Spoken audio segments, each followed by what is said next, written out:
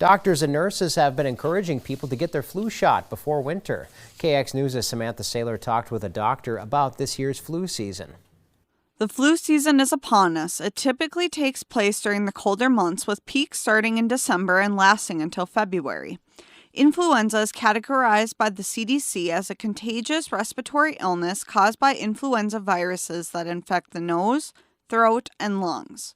Signs and symptoms of influenza are really upper respiratory type symptoms. So they can range from fevers and headaches to cough and upper respiratory congestion, mucus production. Dr. Magstadt says that there are ways to help alleviate symptoms when we are feeling under the weather.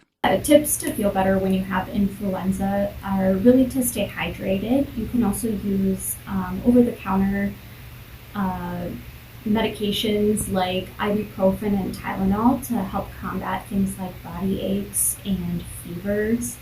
You can use decongestants and like cough suppressants, but we really want you to expel the virus and things like that. And so we'd rather you just hydrate, eat well, sleep well, and give your body the rest that it needs. The easiest way to combat the flu is to reduce the spread.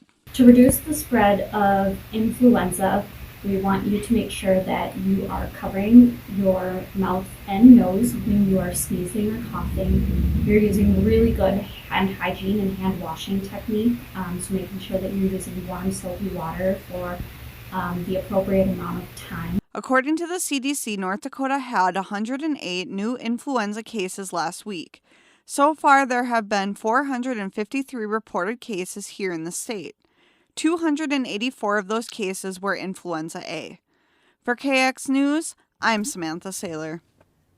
Magstadt urges other people to get a flu shot if you haven't already. Flu continues to increase around the country as well, as cases are expected to go up in the next few weeks.